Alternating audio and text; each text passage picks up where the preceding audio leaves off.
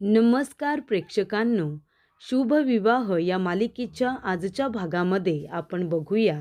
इथे आता बलदेवच्या वाढदिवसाची संपूर्ण तयारी जय्यत पद्धतीने करण्यात आलेली असते. इथे आता जेवणाचा बुफे लावलेला असतो.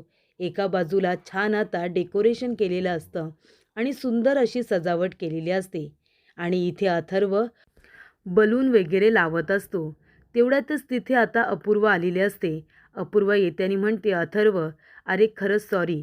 म्हणजे तुम्ही सगळ्यांनी इतकी छान सजावट वगैरे केले, जेवणसुद्धा तयार आहे. आज बलदेवचा वाढदिवस आहे आणि त्या निमित्ताने मला काही मदत करता आली नाही. मी इथे कामामध्ये खूपच जास्त बिझी होते ना, पण तुम्ही सगळ्यांनी छान तयारी केली आहे. त्याच्या आवडीचा सगळा स्वयंपाक तयार केला आहे. तेव्हा अथर्व म्हणतो, हां मग काय झालं, बलदेव दादा आमचा भाऊ आहे आणि त्याच्यासाठी एवढं सगळं केलं तर त्याच्यामध्ये चुकीचं काय आहे? त्यानंतर प्रेक्षकांनो, अपूर्वा आता जेवण चेक करत असते.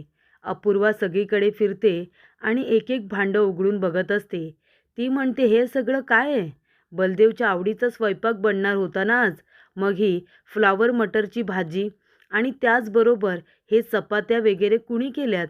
त्याला इथे पुरी आणि भाजी हवी होती, गुलाबजाम हवे होते, छान इथे मसाले भात हवा होता आणि हे सगळं काहीच बनवलेलं नाही आहे. म्हणजे तुम्ही या घरामध्ये बलदेवचा वाढदिवस साजरा करताय की त्याचा इन्सल्ट करताय? तेवढ्यातच प्रेक्षकांनो, आकाश आणि भूमी तिथे आलेले असतात. आकाश म्हणतो, अथर्व काय झालं? तेव्हा अपूर्वा म्हणते, अच्छा, म्हणजे तुम्ही आता अथर्वला विचारणार की काय झाले म्हणून. का? तो तुमचा आहे म्हणून त्याला विचारताय का? आणि मी इथे इतकं बोलते, इतकी चिडले, तुम्हाला ते दिसत नाही आहे की मला विचारावं? तेव्हा भूमी म्हणते, अगं मग तू सांग ना काय झालंय ते. कुणीतरी सांगणं महत्त्वाचं आहे की नक्की काय झालंय ते. तेव्हा प्रेक्षकांनो, इथे आता मानसीसुद्धा आलेली असते. मानसी म्हणते, काय झालं? तेव्हा अपूर्वा म्हणते, काय गं मानसी, तू म्हणाली होतीस ना बलदेवला की उद्या तुझ्या आवडीचा स्वयंपाक बनवते म्हणून. मग हे सगळं काय आहे? एकसुद्धा पदार्थ त्याच्या आवडीचा का बनवलेला नाही आहे? तेव्हा इथे मानसी म्हणत असते, एक मिनिट अपूर्वाताई, हे काय बोलताय तुम्ही? संपूर्ण स्वयंपाक बलदेव दादाच्या आवडीचाच आहे. मी त्याच्या आवडीचे सगळे पदार्थ बनवलेत. त्याला गुलाबजाम आवडतात म्हणून ते सुद्धा बनवलेत आणि बटाट्याच्या भाजीमध्ये दाण्याचा कूटसुद्धा टाकलाय, त्याला आवडते म्हणून. कोशिंबीर, पुरी भाजी, पनीर मटर टिक्का सगळं काही त्याच्या आवडीचं बनवलं आहे. तिकडे मसाले भात, पुलावसुद्धा बनवला आहे आणि तुम्ही असं का बोलताय? तेव्हा इथे अपूर्वा म्हणते, हो, मग ये ना इकडे, ये. बघ, हा कसला स्वयंपाक बनवला आहेस तू? ही काय फ्लावरची भाजी, फ्लावर बटाटा आवडतो तरी का आपल्या बलदेवला? तेव्हा प्रेक्षकांनो, भूमी म्हणत असते, एक मिनिट अपूर्वा, अगं पण मानसीने सगळा स्वयंपाक बलदेव दादाच्या आवडीचाच बनवला आहे. तेव्हा मानसी म्हणते, ताई, तू सुद्धा बघितलं होतंस ना गं, मी दाखवले होते तुला सगळे पदार्थ. तेव्हा इथे भूमी म्हणत असते, हो, सगळे पदार्थ तर मानसीने बलदेव दादाच्या आवडीचेच बनवले होते. तेव्हा अपूर्वा म्हणते, मग काय झालं? ते पदार्थ कुठे गेले? ते काय आता आपोआप बाहेर चालत गेले की काय? तेव्हा भूमी आता चेक करत असते. ती म्हणते, हे कसं शक्य आहे? म्हणून सगळा स्वयंपाक बलदेव दादाच्या आवडीचाच बनवला होता. गुलाबजाम वगैरे सगळं बनवलं होतं. तेव्हा इथे अपूर्वा आता हसत असते, कारण हा सगळा प्लॅन तिचाच असतो. मानसीने तर इथे खूप मेहनत घेतलेली असते, सगळे पदार्थ बलदेवच्या आवडीचे बनवायचे म्हणून. पण इथे आता अपूर्वाला ते मान्य नसतं. बलदेवचा वाढदिवस अपूर्वाला इथे आता खराब करायचा असतो. म्हणूनच ती आलेली असते आणि म्हणत असते की अथर्वसुद्धा आता ऑफिसमधून येईल. भूमी आणि आकाश बलदेवसाठी गिफ्ट आणायला गेलेत. बलदेवसुद्धा ऑफिसमधून आता येतच असेल. काय करू मी? मी आता ह्या मानसीला रूममध्ये कसं काय पाठवू? कारण मला हे जेवण बदलायचं आहे. तेव्हा इथे मानसीने आता इथे फुफे एकदम व्यवस्थित लावलेला असतो आणि ती म्हणते की चला, आता मी छान तयार होते, म्हणजे सगळेजण आता येतीलच. तेव्हा माणसे तिथून गेल्यानंतर अपूर्वा सर्व माणसांना तिथे बोलावते. अर्ध्या माणसांना तिथून आता बाकीचं जेवण घेऊन जायला सांगते आणि जे जेवण इथे आवडतच नाही बलदेवला, ते तिथे लावून ठेवलेलं असतं. तेव्हा प्रेक्षकांनो, इथे आता बलदेवचा वाढदिवस स्पॉईल करण्याचं काम हे अपूर्वानेच केलेलं असतं. त्यानंतर प्रेक्षकांनो, अपूर्वा म्हणत असते, बघितलं ना, हे सगळं तुम्ही मुद्दामून केलंत ना, कारण आम्ही या घरातले नाही ना. या घरामध्ये आमच्या बोलण्याला, आमच्या असण्याला काही महत्त्वच नाही आहे.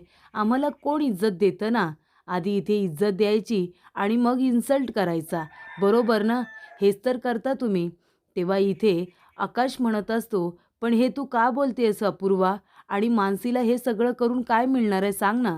तेव्हा इथे बलदेव येतो आणि म्हणतो, "अपूर्वा काय झालंय? तू का इतकी ओरडतेस?" तेव्हा अपूर्वा म्हणत असते, "बलदेव, बरं झालं तू आलास. अरे बघतोयस का इथे काय सुरू आहे ते? आज तुझा इतका मोठा दिवस आहे. आज तुझा वाढदिवस आहे आणि तू काय म्हणाला होतास? तू इथे मानसीला म्हणाला होतास ना, की आज तुझ्या आवडीचा स्वयंपाक बनेल म्हणून. पण तरीसुद्धा ह्या मानसी आणि भूमीने तुझ्या आवडीचा एक पदार्थसुद्धा बनवलेला नाही आहे." तेव्हा मानसी म्हणते, "नाही बलदेव दादा, अहो मी खरं बोलते. मी खरंच स्वयंपाक बनवला होता. सगळे पदार्थ तुमच्या आवडीचे बनवले होते. हवं तर विचारा भूमीताईला, मी असं का करेन?" तेव्हा प्रेक्षकांनो, अपूर्वा म्हणत असते, "अगं मग कुठे गेले ते पदार्थ सांग ना?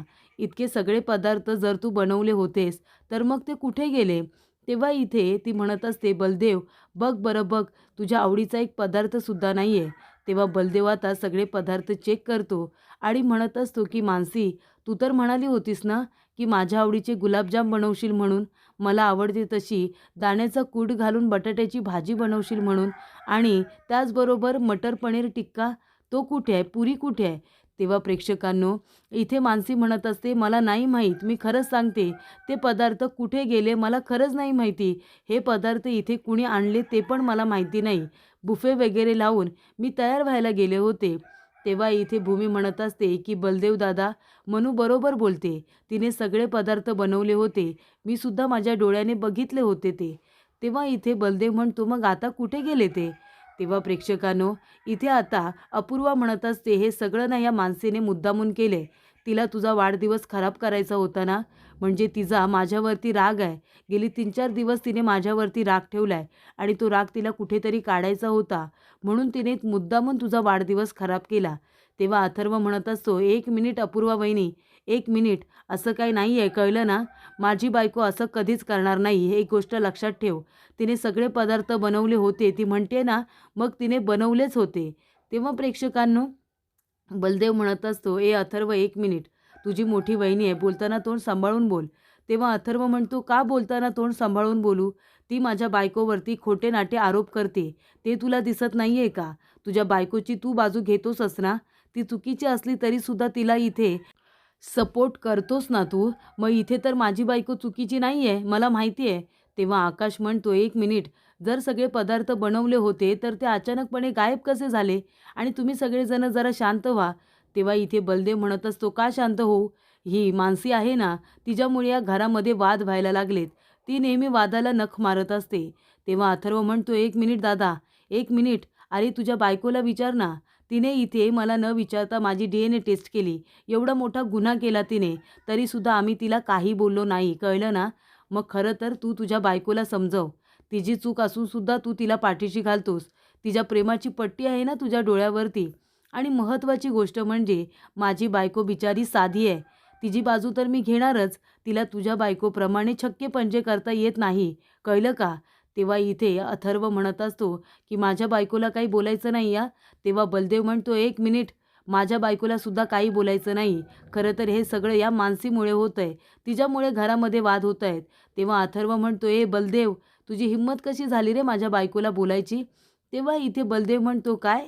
तू माझी कॉलर पकडलीस? तू माझी कॉलर पकडशील आणि मी सगळं काही गुपचूप सहन करेन असं वाटलं तुला? अरे हे सगळं करून आहे ना मोकळा झालोय मी, कळलं ना? तेव्हा माझ्याशी पंगा नाही घ्यायचा." तेव्हा अथर्व म्हणतो, "तुला काय वाटलं? तू माझ्या बायकोला बोलशील आणि मी सगळं काही सहन करेन असं वाटलं तुला? तू फक्त तिला काही बोल. मग मी सुद्धा तुला दाखवेन मी काय करू शकतो ते. कॉलेजमध्ये असताना मी सुद्धा काही शांत नव्हतो." तेव्हा प्रेक्षकांनो, दोघांमध्ये आता वाद सुरू होतो. तेव्हा इथे भूमी, आकाश दोघेजण मिळून त्यांना बाजूला करतात. तेव्हा इथे आकाश म्हणत असतो, "हे काय चाललंय तुमचं? नाही काय चाललंय काय तुमचं? मारा एकमेकांचा जीव घा. कॉलर पकडा आणि मारा एकमेकांना." तेव्हा इथे आता बलदेव म्हणत असतो, की "याने सुरुवात केली, याने माझी कॉलर पकडली." तेव्हा प्रेक्षकांनो, अपूर्वाला तर खूपच जास्त आनंद झालेला असतो. अपूर्वा म्हणते, की "वाह! माझं घर इथे तोडायला निघाला होतात ना, माझं घर तोडलत, माझं घर उद्ध्वस्त केलत. आता तुमचं घर तुटताना बघून मला किती आनंद होतोय हे मी शब्दात नाही सांगू शकत भूमी. त्यानंतर प्रेक्षकांनो, इथे आता आकाश म्हणत असतो, अरे हे काय चाललंय तुमचं? घरामध्ये छोट्या छोट्या गोष्टींवरून तुम्ही आता वाद करणार आहात का? इथे मानसीने स्वयंपाक बनवला होता, पण तो कुठे गेला याचा विचार न करता तुम्ही सरळ एकमेकांवरती तुटून पडलात. दाबा ना, एकमेकांचा गळा दाबा. अथर्व, कॉलर पकडायची आहे ना तुला? बलदेव, मारायचं आहे ना तुम्हाला एकमेकांना? अरे मारा ना. एकमेकांचे गळे दाबा. हे काय झालंय आपल्या घराला? आपण एकमेकांबरोबर आपला काही वाद झाला तर सॉरी म्हणून विषय संपवणारे आपण एकमेकांच्या माना पकडायला गेलात तुम्ही. म्हणजे आता या घरामध्ये हे सुद्धा बघावं लागणार आहे का? तेव्हा इथे आकाश म्हणत असतो की तुम्हाला जर हेच करायचं असेल ना, मग मी आणि भूमी आम्ही एफर्ट्स कशाला घेतोय हे घर टिकवून ठेवण्यासाठी? सांगा ना. आम्ही सुद्धा हे घर टिकवण्यासाठी एफर्ट्स नाही घेत ना. तुमच्या मनाला जे वाटेल ते तुम्ही करा, आम्ही आम्हाला वाटेल ते करू. चालणार आहे का हे तुम्हाला सगळं? गेली 7 वर्ष भूमीने तुम्हाला सगळ्यांना हातावरच्या फोडासारखं सांभाळलंय. तुम्हाला सगळ्यांना तिने जपलंय आणि तुम्हाला हे सगळं द्यायचं आहे का तिच्या पदरामध्ये परतफेड म्हणून? तुम्हाला सुद्धा इथे हे घर टिकवण्यासाठी मेहनत घ्यावी लागणार आहे. जसे आम्ही प्रयत्न करतोय हे घर टिकवण्यासाठी, तसे तुम्हाला सुद्धा प्रयत्न करावे लागणार आहेतच ना. तेव्हा भूमी म्हणते, एक मिनिट हे घ्या. हा दोरांचा गठ्ठा आहे. हा घ्या आणि मला तोडून दाखवा. दाखव बलदेव दादा. हा आता दोरा मला तोडून दाखव. तेव्हा बलदेव म्हणतो की भूमी हे कसं तुटणार? अगं तो पूर्णपणे इथे आता संपूर्ण दोरा गुंडाळलेला आहे. तो एकत्र आहे. तेव्हा इथे अथर्वला म्हणते, तू तोडून दाखव ना. तू तर तोडशीलच. तेव्हा इथे अथर्व म्हणतो, नाही भूमिताई ते नाही तुटणार. भूमी म्हणते, नाहीच तुटणार ते. हा संपूर्ण दोरा एकत्र आहे ना. तो दोरा एकमेकांमध्ये घट्ट आता एकमेकांमध्ये गुंतलेला आहे. हा दोरा एकमेकांमध्ये गुंतला गेलाय म्हणून तो तुटू शकत नाहीये. कळतंय का तुम्हाला? पण तोच दोरा जर इथे आता एक एक करून बाहेर काढला तर सहजरित्या तुटून जाईल. मग आता आपल्याला या दोऱ्यासारखं एकत्र घट्ट टिकून राहायचंय की एक एक करून तुटून बाजूला व्हायचंय ते तुम्ही सांगायचं. आकाश म्हणतो, हे घर टिकून ठेवण्याची जबाबदारी फक्त आमच्या दोघांची नाही आहे, तर आपल्या सगळ्यांची आहे. तुम्हाला सुद्धा ती जबाबदारी घ्यावी लागणार आहे आणि तुम्हाला ते जमत नसेल तर आम्हाला सांगा. आम्ही सुद्धा आमचे प्रयत्न थांबवतो. तेव्हा प्रेक्षकांनो, इथे आता अथर्वला खूपच जास्त वाईट वाटतं. भूमी आणि आकाशने या सगळ्यांना सांभाळून घेण्यामध्ये त्यांची 10 वर्ष घालवलेली असतात. त्यानंतर प्रेक्षकांनो, अथर्व येतो आणि म्हणत असतो की आकाश, भूमिताई, खरंच सॉरी. खरंच आमचं चुकलं. तुम्ही इतके प्रयत्न करताय आपलं घर एकत्र राहण्यासाठी, टिकवण्यासाठी आणि आम्ही मात्र मूर्खासारखे वागलो. खरंच माझं चुकलं. मी तुम्हाला दोघांना खूपच जास्त हर्ट केलं ना. पण मला आता तुम्हाला हर्ट करायचं नाही आहे. मी मनापासून तुमच्या दोघांची माफी मागतोय आणि आज जे काही झालं तसं पुन्हा होणार नाही. मी तुम्हाला शब्द देतो, मी कधीही चुकीचं वागणार नाही.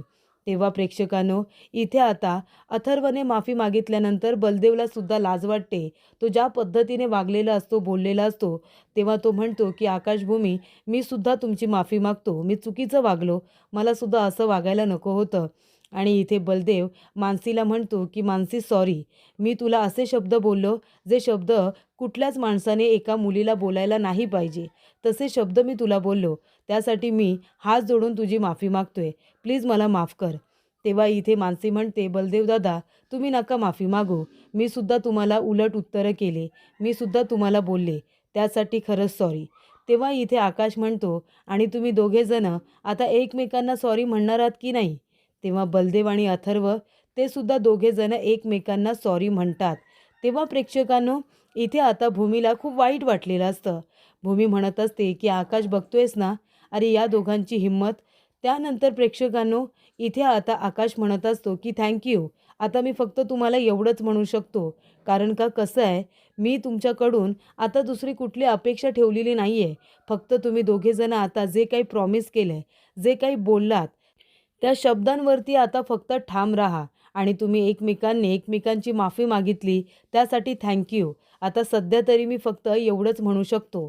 त्यानंतर प्रेक्षकांनो, बलदेव म्हणतो की हे बघा, हे सगळं माझ्या वाढदिवसाच्या दिवशी झालं ना.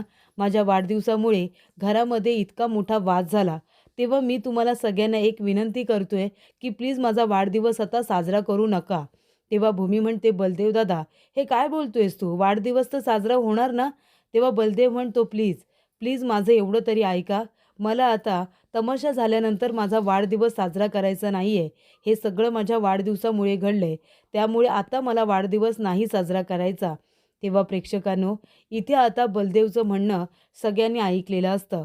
त्यामुळे प्रेक्षकांनो, अथर्व, भूमी असू दे किंवा मानसी, बलदेव असू दे, आकाश, सगळेजण समंजसपणा दाखवतात. सगळेजण एकमेकांची माफी मागतात. जेव्हा हे सगळं अपूर्वा बघत असते, अपूर्वाला या गोष्टीचा राग येतो. अपूर्वाला वाटत असतं की यांच्यामध्ये इतकं भांडण लावण्याचा प्रयत्न केला, पण अजिबात भांडण झालेलंच नाही आहे. तर प्रेक्षकांनो, एका बाजूला आता संपूर्ण भांडण हे मिटलेलं असतं. जो तो आपल्या रूममध्ये गेलेला असतो आणि इथे एका बाजूला रागिनी आणि पौर्णिमा दोघीजणी भूमी आणि आकाश यांच्या चितेची तयारी करत असतात. रागिनी म्हणते, ही चिता आहे ना, त्या आकाशची आहे आणि ती चिता त्या भूमीची आहे. तेव्हा पौर्णिमा म्हणत असते, आकाश आणि भूमीला उद्ध्वस्त करण्याची माझी खूपच तयारी होती, पण मी एकटी होते, हतबल होते, म्हणून काहीसुद्धा करू शकले नाही. पण आता मी एकटी नाही आहे. आता तुम्ही आहात ना माझ्याबरोबर. आता दोघीजणी मिळून त्या आकाश आणि भूमीला उद्ध्वस्त करू. तेव्हा इथे 6 महिन्यांपूर्वी मेडिटेशन शिबिर आमंत्रण म्हणून मला आमंत्रण पाठवण्यात आलं होतं. त्याच्यावरती तुमची सही होती. तुमची सही बघितली आणि मला खूप मोठा धक्का बसला. मी म्हणाले, ही तर आईंची सही आहे, पण हे सगळं कसं शक्य आहे? आई तर परदेशात आहेत ना. तेव्हा मला काहीतरी संशय आला आणि मी तुम्हाला इथे भेटायला आले. 6 महिन्यांपूर्वी तुम्ही मला पाठवलेलं हे एन्व्हलप अजून मी जपून ठेवलेलं आहे. तुमच्या सहीवरून मी ओळखलं होतं की तुम्ही इथे आता परत आलात म्हणून. तेव्हा प्रेक्षकांनो, रागिनी आता म्हणत असते की आपण दोघीजणी मिळून भूमी आणि आकाशला उद्ध्वस्त करून टाकू. त्यानंतर प्रेक्षकांनो, पुढील भागामध्ये इथे मानसी भूमीला म्हणत असते की भूमीताई, मला असं वाटतंय हे सगळं अपूर्वा ताईंनीच केलंय. अपूर्वा ताईंनी स्वयंपाक बदलला. मी काय म्हणते, खरं खोटं करण्यासाठी आपण CCTV फुटेज चेक करूया ना. त्याच्यामध्ये आपल्याला कळेल की स्वयंपाक कुणी बदलला ते. तेव्हा इथे भूमीला आठवतं, अपूर्वा म्हणालेली असते की गुन्हेगार जेव्हा गुन्हा करतो ना, तेव्हा एक तरी चूक त्याने मागे ठेवलेलीच असते. त्यामुळे आता तीच चूक मी पकडणार आणि या घराला उद्ध्वस्त करणार. तेव्हा भूमी म्हणते, काय करणार काय आहेस तू? तेव्हा अपूर्वा म्हणते, वेळ आल्यानंतर ते कळेलच. तेव्हा इथे भूमी म्हणत असते की अपूर्वा सुडाला पेटले. आमच्या घराला उद्ध्वस्त करण्यासाठी ती कितीही खालच्या पातळीला जाऊ शकते. तिला आत्ताच अडवायला हवं. त्यानंतर रागिनी म्हणत असते की पौर्णिमा, तू काळजी करू नको. आता तू एकटी नाही आहेस. मी आहे ना तुझ्याबरोबर. आपण दोघीजणी मिळून त्या आकाश आणि भूमीचं आयुष्य इतकं वाईट करायचं ना की त्यांना इथे जिवंतपणे नरक यातना भोगायला लागायला पाहिजे. असं आपण त्यांचं आयुष्य उद्ध्वस्त करून टाकू.